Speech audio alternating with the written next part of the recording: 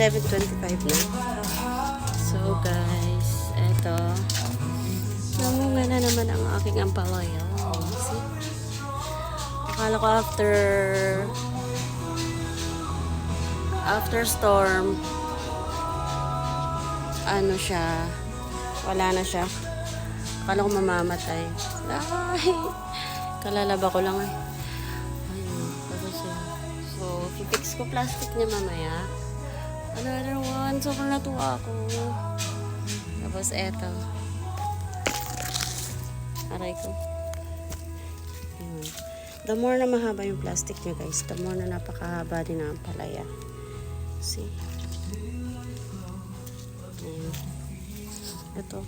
Malapit na rin yung okra ko. Ayan. Tapos yung sili. Malapit na yan. So, kung natutuwa ako. Pero marami siyang bunga. Oh. Pero usog. May usog daw. Super kalat ng paligid. Ay, ayun pa pala may mga hidden. Ay, kinain. Ayun.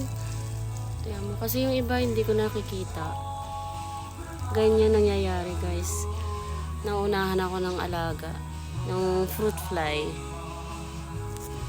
Dusing-dusing. Ganda naman ng tugtog. First time ko yan marinig.